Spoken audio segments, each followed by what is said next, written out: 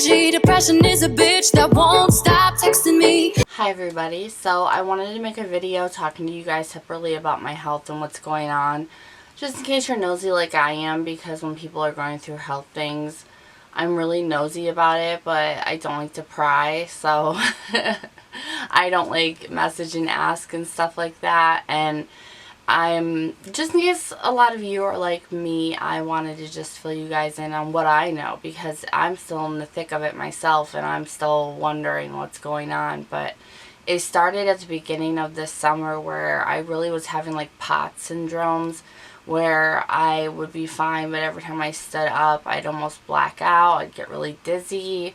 And it started declining from there, and I really thought that I had an autoimmune. I stopped being able to clean my home.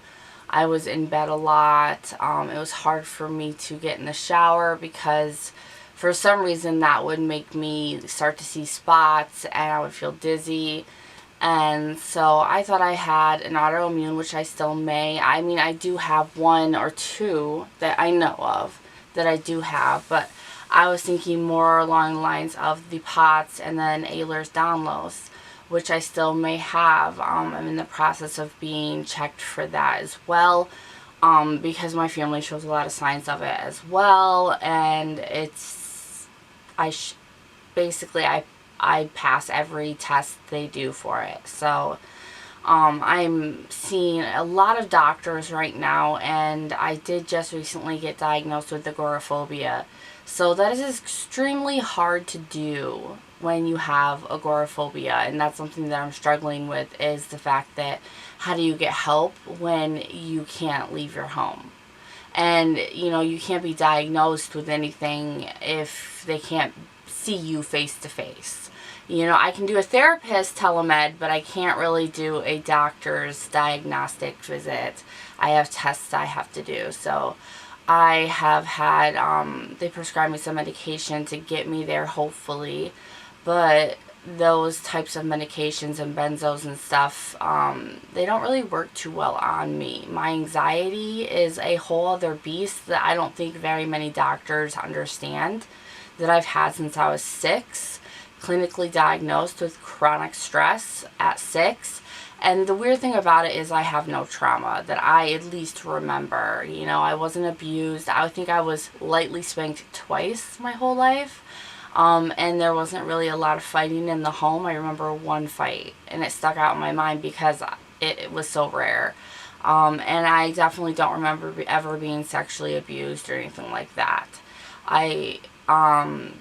So I don't know why it's been like this, but as time went on, and I started trying to do things for myself homeopathically and stuff like that, because even if you are diagnosed with an autoimmune, there's not a lot they can do for you, unless you want to go into a pain clinic and ultimately just be addicted to drugs with someone holding them over your head all the time.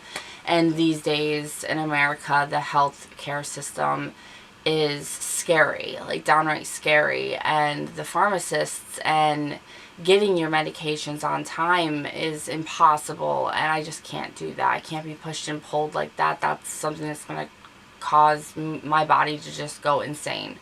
So I was trying to do it by myself, and then I had really bad episodes of adrenaline rushes, and these were like seriously like thinking about being afraid of heights and jumping out of an airplane.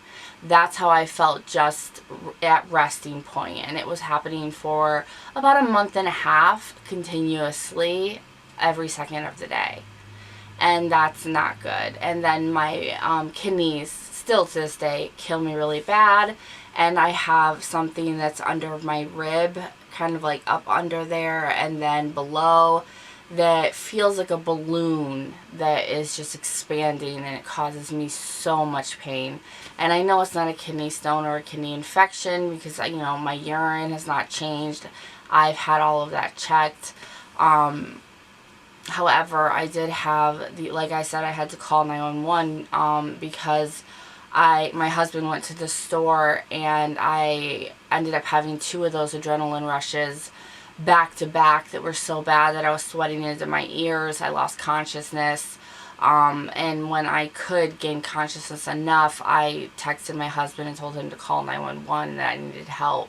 And that's the last thing I remember until a fireman was pulling me up telling the EMTs that I was a dope head, that I must have been smoking dope or meth or something like that, which was so inaccurate. And I remember hearing that, and I couldn't even open my eyes. I could hear out of one ear. I lost hearing in my one ear, and I was losing my peripheral vision, if I'm saying that correctly.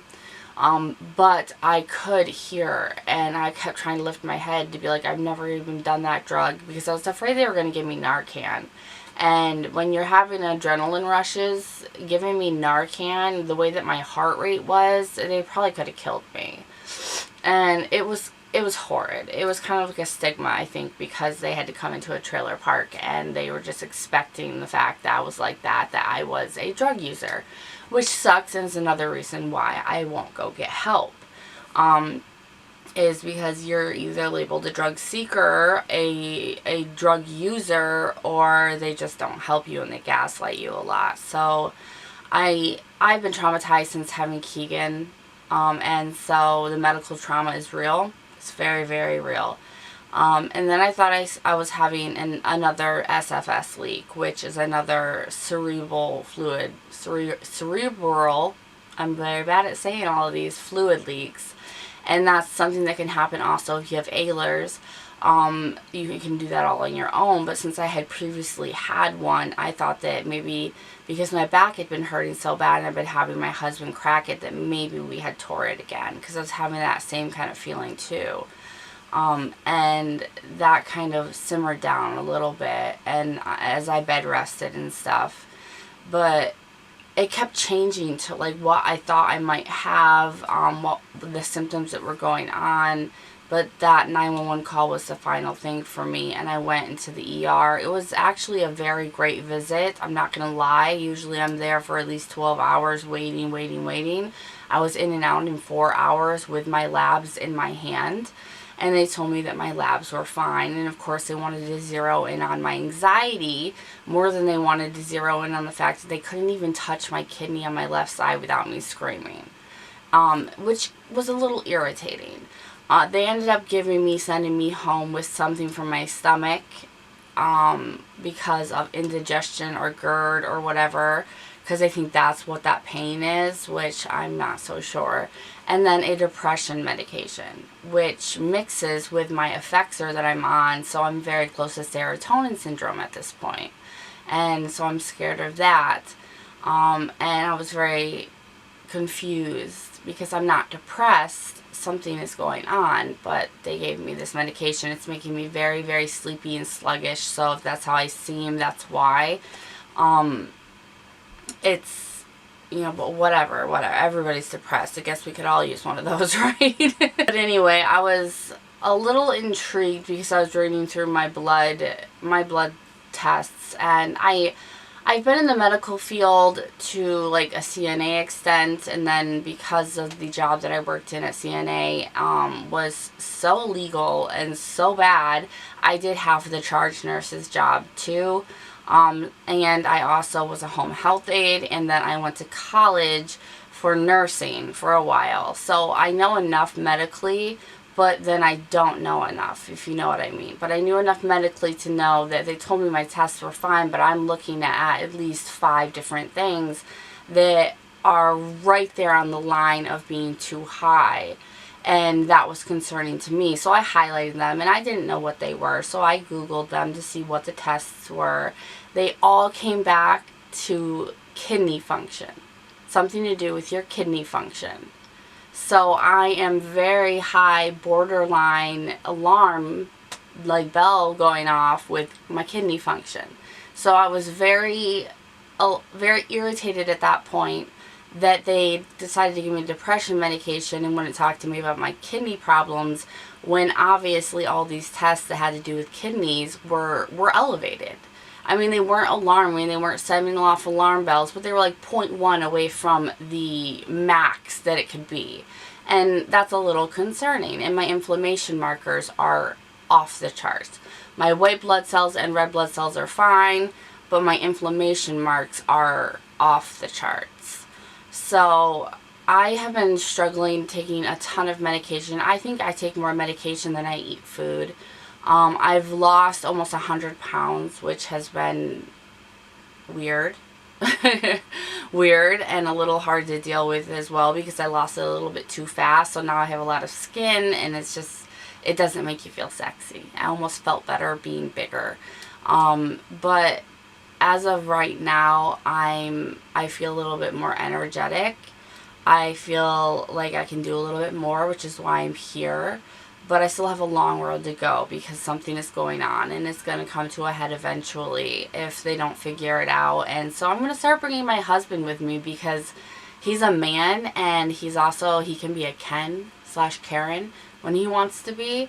And I think that that's what I need right now. And I'm so exhausted. I'm exhausted, you guys, physically, mentally, traumatized medically. I'm done with the medical field. I don't want to do any of this. I just want to lay in bed, and just, so I think I'm going to let him take over most of it and advocate for me. He is my health proxy anyway, so hopefully I can find something. I personally worked myself up thinking that maybe I have an adrenal carcinoma, because it really does sound adrenal to me.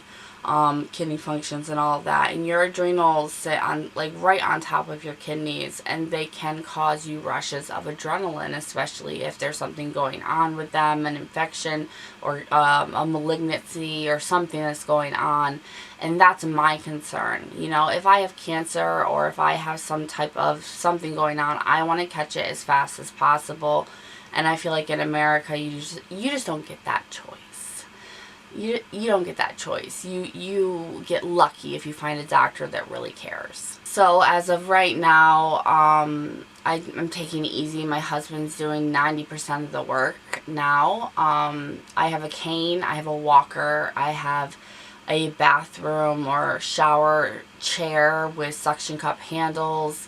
I have a lot of things to help me if I decide to do things, because I am still blacking out if I'm in a squatting or sitting position and I stand up too fast. It's been very hard to try to figure out or remember that I'm not capable of doing the things that I used to be able to do. And that's another thing that's really bad. I'm in constant pain. It's an 8 out of 10 resting, just sitting. And I haven't even brought that up much to a doctor, because what's the point? But other than that, that's what's going on with my health right now.